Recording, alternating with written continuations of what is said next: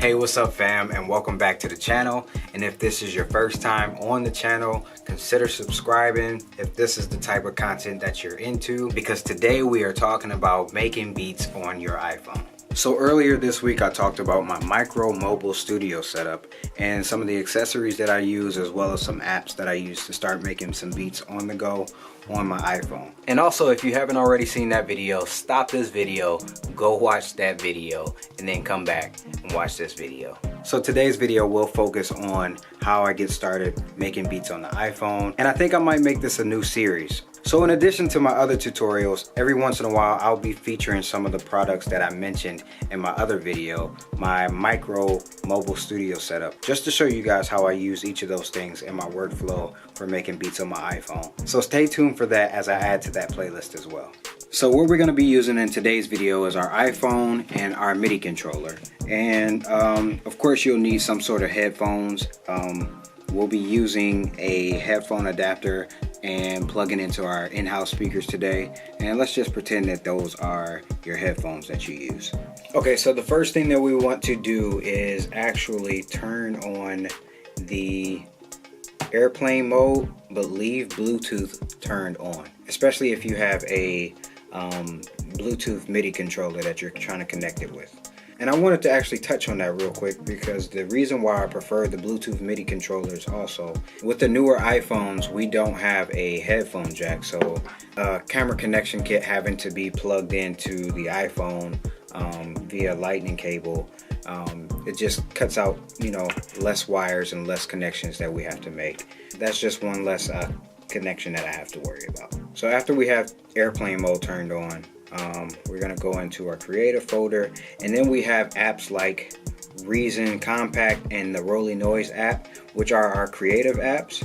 So we know that with these creative apps that we can play little sequences and then export them as loops. So we can play something like this,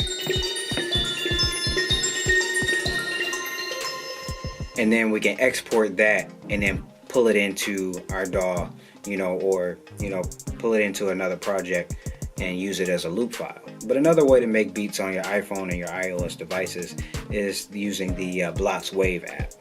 And this is actually one of my favorite ways to help get started. So we're going to open up a new session into the Blocks Wave app. And if you're not familiar with the Blocks Wave app, I talk about this one all the time. I use it in a couple other videos. It randomizes the instruments that are going to be played in your session. So it randomizes them and then it plays them in a loop.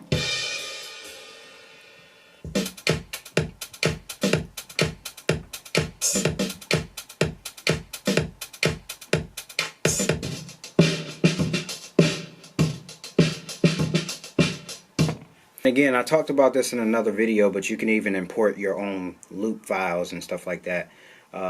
Loop files and sample files.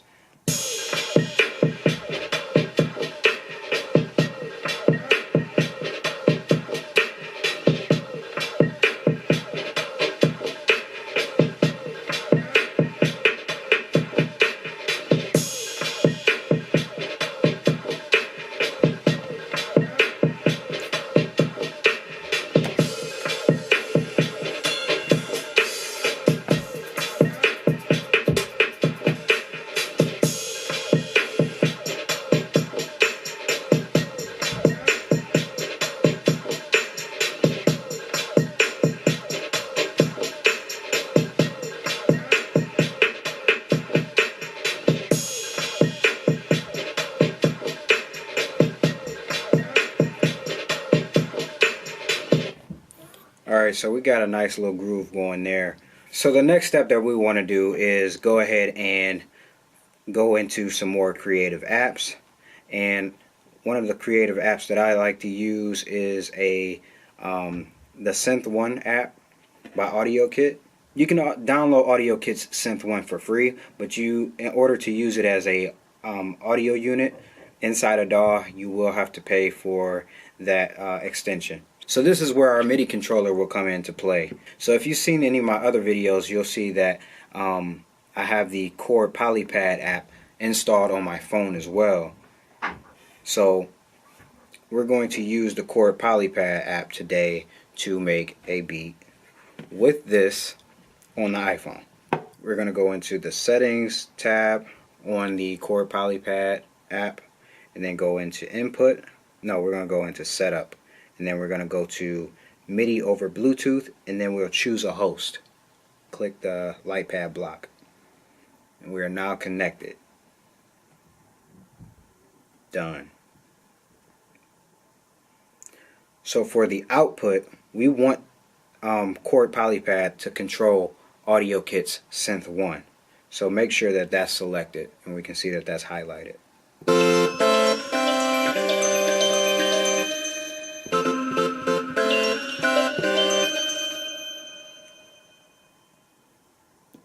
We got like 2 different apps open. So let's close out Reason Compact, and then we can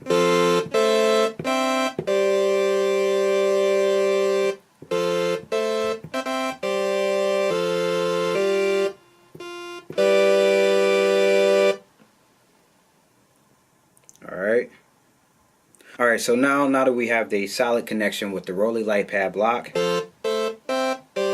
we're connected with AudioKit Synth 1, and we are in a live session with Blocks Wave. What we want to do is record this audio directly into Blocks Wave. And to do that, we'll need access to another app so that they can connect to each other. Settings. So right now, if we click the settings for the input, we don't have an option to record that directly into Blocks Wave, straight from Synth 1 to Blocks Wave. So what we'll need is an app called Audiobus 3. And what Audiobus 3 does is connects these 2 applications so that they can so we can play Synth 1 into Blocks Wave. So we're going to put our input as AudioKit Synth 1, and then we're going to set our output as Blocks Wave. And now that they are linked, we're going to go back to Blocks Wave, go back to our settings, and then now our input says Audiobus. But wait, you can't hear any sound when we do that. So what we have to do is make sure that we are monitoring what our input is.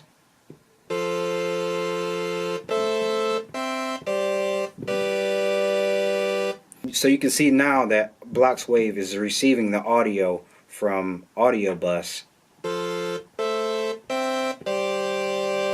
and Synth 1 from inside of Audiobus into Blocks Wave.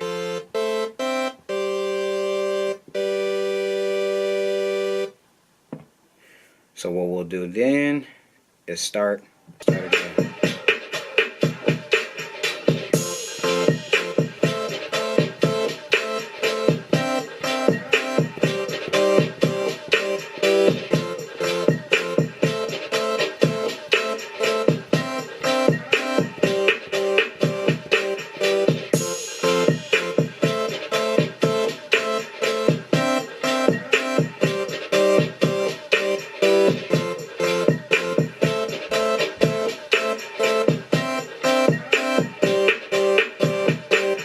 So we have a nice little foundation for that, and then what we can do now is throw another, let's get rid of Synth 1, close out Synth 1 altogether, and then let's pull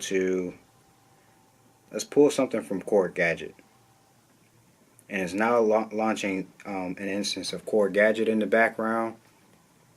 So we can load up Chord Gadget. Let's go to our instrument.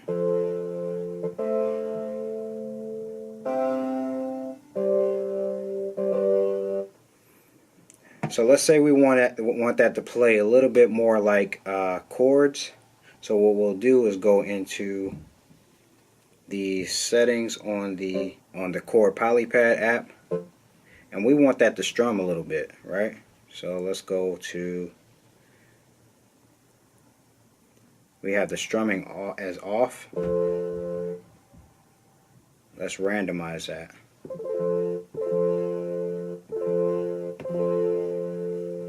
Can you guys hear that? This one.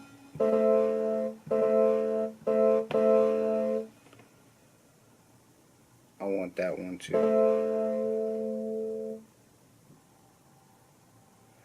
So right now it's playing the internal. What we want this to map to now is the Chord Gadget app as our output.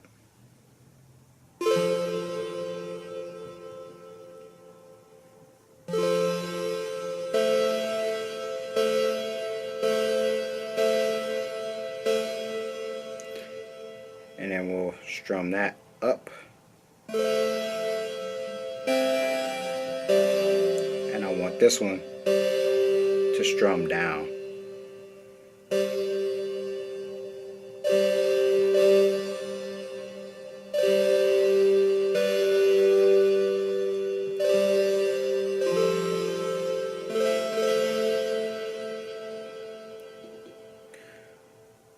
And then we'll go back to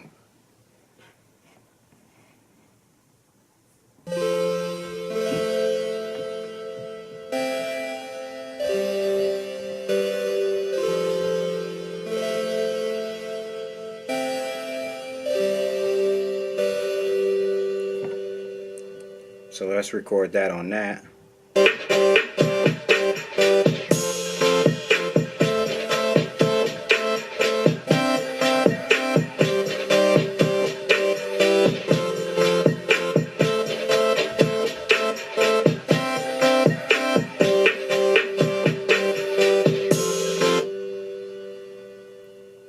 And that's a little bit loud for me, so I want to turn that down just a little bit.